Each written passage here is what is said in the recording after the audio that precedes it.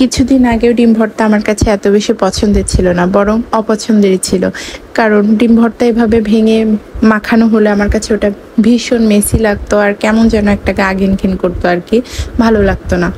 খাবারটা ভালো হলেও আর কি অনেকের থাকে না পছন্দ অপছন্দের একটা ব্যাপার, তো সেরকমই আর কি। তো ভাবলাম যে এই খাবারটা এত অপছন্দের, এটা একটু ভিন্নভাবে ট্রাই করে দেখি এটা খেতে কেমন হয়। আর ট্রাস্ট মি, এটা বানিয়ে খেয়ে আমার এত বেশি ভালো লেগেছে যে আমি এটার ফ্যান হয়ে গেছি।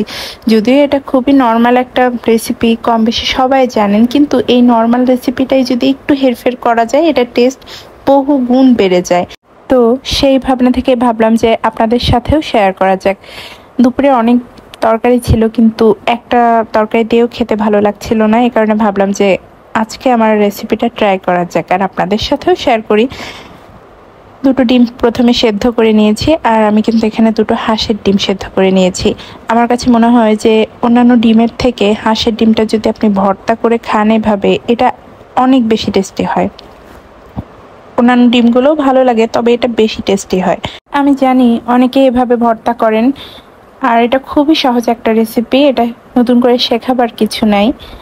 তবে সহজে এই জিনিসটা যদি একটু হেরফের করা যায়, এটা টেস্ট কিন্তু বহুগুণ বেড়ে যায়।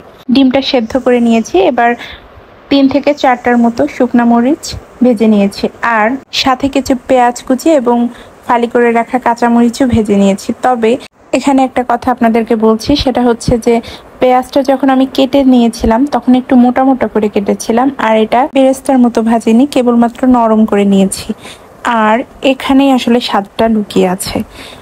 এই পেঁয়াজটা যদি এভাবে ভাজেন আর এভাবে ভর্তা করেন, এটা কিন্তু খেতে মিষ্টি মিষ্টি লাগে। আর সাথে ফালি করে রাখা কাঁচামরিচটাও যদি দিয়ে দেন এভাবে ভেজে, হালকা ভেজে, তাহলে তো কথাই নেই। সম্পূর্ণ ভর্তাটা যদি শুধুমাত্র শুকনো লঙ্কা দিয়ে করা যায় তাহলে কিন্তু এরকম টেস্ট পাওয়া যায় না।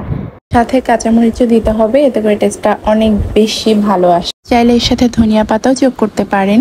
ডিমের সাথে শুকনো লঙ্কা, কাঁচা লঙ্কা, পেঁয়াজ ভাজা, স্বাদমতো লবণ এবং সরিষার তেল দিয়ে চটকে এরকম একটা সুস্বাদু ভর্তা তৈরি করে নেওয়া যায়, তাহলে কিন্তু অনায়াসে 2 প্লেট ভাত সাবার করে দেওয়া যায়, অন্য কিছু লাগবেই না।